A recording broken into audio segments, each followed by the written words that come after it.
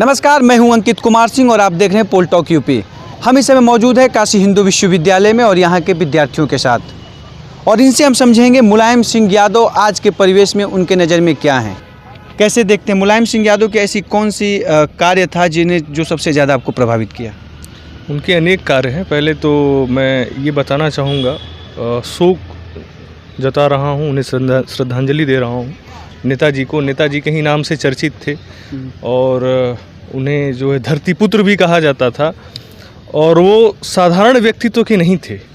गांव के अखाड़े में दांव लगाते लगाते जो राजनीति में दांव लगाने लगे, जो एक पार्टी खड़ी कर दे जिसका उस स्तर पे कोई अस्तित्व नहीं था, जिसके परिवार खानदान तक का ऐसे राजनीति में कोई अस्तित्व नहीं था, लेना देना नहीं था, वो अपने बल पे लोगों को जोड़ा, मिट्टी से जुड़ा रहा और मिट्टी से जुड़ के इतनी बड़ी पार्टी को खड़ा किया, मजबूती दिया। 3 बार उत्तर प्रदेश का मुख्यमंत्री होना, भारत सरकार में रक्षा मंत्री होना, रक्षा मंत्री होते हुए कई अच्छे निर्णयों को लेना करना, और कार्य नहीं गिनाऊंगा, और भाई हैं कार्य गिनाएंगे, बताएंगे, कहेंगे। वो अपने आप में अद्वितीय है और बहुत महत्वपूर्ण निर्णय रहा है इस देश के लिए, इस देश की छाती के लिए। इतना ही कहना चाहूँगा और उनको नमन करूँगा और उनके कृत्यों को याद किया जाएगा। उनके जो भी कार्य रहे हैं हमारे ज़हन में हमेशा रहेंगे, और बाकी अच्छाइयाँ बुराइयाँ अपनी जगह हैं। हम आज बस उनकी स्मरण में उनकी अच्छाइयों को ही स्मरण कर रहे हैं। मुलायम सिंह यादव की चरित्र, जो कार्यशैली थी, कार्य करने का तरीका था, क्या आज के परिवेश में उन वर्तमान नेताओं में आप देखते हैं कि वो चीज़ें हैं, या केवल एक ही धरती पुत्र था? शायद भविष्य का तो नहीं कर सकते, लेकिन वर्तमान समय में वैसा कोई धरती पुत्र के गुण दिखते हैं किसी नेता में? अखिलेश यादव हो चाहे अन्य पार्टी किसी भी, ग्राउंड से उठ के ऐसा कुछ करने वाला कोई धरती पुत्र दिख नहीं रहा है। न उनसे 10-20 साल आगे, न उनसे 10-20 साल पीछे। जो है सो अपना बनाई हुई छाती पर एक नींव जो बनी हुई है उस पे मंजिला खड़ा कर रहे हैं। वो भी मंजिल खड़ा करते हुए देख नहीं पा रहे हैं कि किस तरह का क्या है, कैसे नहीं है। शायद उनको अपने पुरखों का भी स्मरण हो, अपने पितरों का भी स्मरण हो, पिताओं का भी स्मरण हो, या अन्य चीज़ों का भी स्मरण हो, तो अच्छा करेंगे और उस नींव को भी मजबूती, उसमें नींव में भी मजबूती बनाए रखेंगे। सबसे पहले मैं कहना चाहूँगा कि जिसका जलवा कायम है उसका नाम मुलायम है, और ईश्वर उनको अपने दामन में ले। मैं उनके चरणों में नतमस्तक होकर विनम्र श्रद्धांजलि अर्पित करता हूँ। उनकी आत्मा जहाँ कहीं भी हो वो स्वर्ग की ओर प्रस्थान करे। ऐसे आपने पूछा कि वो शिक्षक थे, तो वो शिक्षक होने से पहले ज़मीन से जुड़े हुए किसान थे, व्यक्ति थे। और मुझे लगता है कि आज के समय, वर्तमान समय में अगर तुलना की जाए, वैसे तुलनात्मक अध्ययन ठीक नहीं होता है, लेकिन तुलना की जाए तो ऐसे नेता, ऐसे ज़मीन से जुड़े हुए लोग बहुत कम हैं। 1939 में उनका जन्म हुआ था और एमए पॉलिटिकल साइंस से उन्होंने एमए किया था। जैन इंटर कॉलेज में बढ़ाल के उन्होंने पढ़ाया था। और उसके बाद देखिए, उसके बाद 67 में वो विधायक चुने गए पहली बार। जसवंत नगर से विधायक चुने गए थे वो। तो मैं आंकड़ों की सनक नहीं पैदा करना चाहूँगा। तो मुझे लगता है कि उस दौर 67 विधायक जब चुने गए, वो आदमी कहाँ से शुरुआत किया था, आज कहाँ पर आके। अब उस आदमी का व्यक्तित्व इससे समझ सकते हैं आप कि जो पूरा देश, पूरा प्रदेश, सच यूँ कहा जाए कि पूरा उत्तर प्रदेश उनके शोक में डूबा हुआ है। तो उनके कद को नापने के लिए, मापने के लिए हम जैसे आदमी से आदमी काफ़ी नहीं है। लेकिन अगर आपने पूछा तो मैं इतना ज़रूर कहूँगा कि ऐसे नेता सैकड़ों में, हज़ारों में, लाखों में एक होते हैं जो पद पाकर, प्रतिष्ठा पाकर अपनी ज़मीन से जुड़े रहें। कभी आपने देखा कि वो सफाई से निकलने के बाद रक्षा मंत्री के पद तक पहुँचे लेकिन अपनी ज़मीन छोड़ दी हो। वो जब भी कभी दिल्ली प्रस्थान किए, जब भी कभी वो विधानसभा आए, उत्तर प्रदेश विधानसभा, तो सफाई से ही आए। ऐसे लोग आपको कम मिलेंगे। बहुत से लोग होंगे जिन्होंने दिल्ली में घर बना लिया, बड़े बड़े शहरों में घर बना लिया, लेकिन घर लौट के नहीं आते।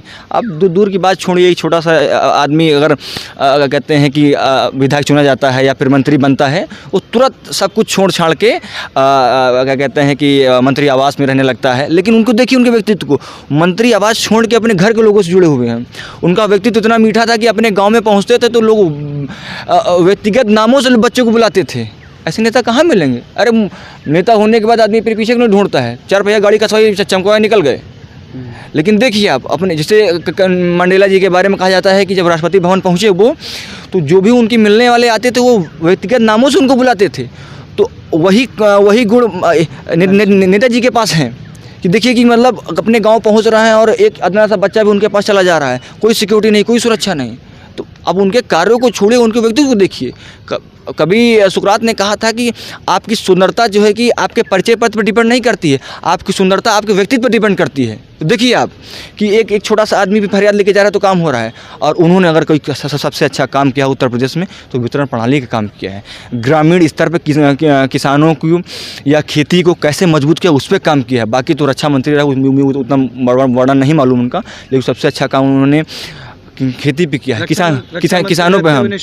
और उसके बाद देखिए उन्होंने जब अभी अगर आपको इत्तला हो तो उन्होंने क्या कहते हैं कि उद्यम के क्षेत्र में, उद्योग के क्षेत्र में और व्यापार के क्षेत्र में और कला के क्षेत्र में एक पुरस्कार का यश भारतीय पुरस्कार को उन्होंने स्टार्ट किया। तो उन्होंने देखिए आप कि वो आदमी किसानी के क्षेत्र में भी कार्य कर रहा है, शिक्षा के भी क्षेत्र में कार्य कर रहा है और साथ साथ स्वास्थ्य के क्षेत्र में काम कर रहा है। अगर आप उनके ज़िले को देखें तो बहुत पिछड़े ज़िले थे, लेकिन उन्होंने बहुत क्या कहते हैं कि लड़ने झगड़ने के बाद अब तमाम इल्ज़ामों से बचते हुए क्या कहते हैं तमाम फजीहतों के बावजूद भी वो अपने ज़िलों को, यहाँ तक कि अपने उत्तर प्रदेश लोगों से हमेशा जुड़े रहे और मरते दम तक जुड़े रहे। यहाँ तक कि जब वो आप सोचिए कि अब यहाँ के काशी हिंदू विश्वविद्यालय के छात्र जा रहे हैं कि नहीं साहब के लिए हम किडनी देंगे, तो आज के समय में आप कल्पना कर सकते हैं जब व्यापार का ज़माना चल रहा है, कोई अपनी किडनी निकलवा दे। एक युवा व्यक्ति जा रहा है और किडनी देने के लिए उनके लिए सोच लीजिए उनका क्या कदर रहा है। इसी के साथ मैं अपनी वाणी को विराम दूंगा और बहुत बहुत धन्यवाद आपका। भारतीय राजनीति में उन्होंने काफ़ी अपना अमिट छाप छोड़ के गए हैं, जो उनको उस पार्टिकुलर प्रदेश को कोई मतलब दूसरा मतलब नहीं ले सकते। सबसे पहले मैं उनकी राजनीति में काफ़ी शुरुआती दौर में उन्होंने काफ़ी राजनीति में उथल पुथल हुआ, उसके बावजूद भी अपने राजनीति में मतलब काफ़ी योगदान दिए। जो गुण उनके में था, आज के बड़े नेता हों चाहे छोटे नेता हों, वो गुण उन नेताओं में नहीं है जो उनके में था। और उनके में खासियत था, सबको मिला जुला के चलते थे, सबको साथ लेके चलते थे। चाहे वो किसी पार्टी के हों, वो किसी पार्टी के भी नेता हों, कभी मुलायम सिंह जी का बुराई नहीं कर सकते हैं, नहीं ये उनका बुराई करते थे। मिलेगा जब भाजपा का सरकार आया तो ये भी गए थे, अखिलेश यादव जी भी गए थे और समाजवादी पार्टी के कई बड़े नेता गए थे। और सब लोग के विचार में ये था कि हम लोग को प्रदेश का विकास करना है, भले हम लोग बाहर हार गए हैं लेकिन हम लोग इनके साथ मिलके काम करेंगे।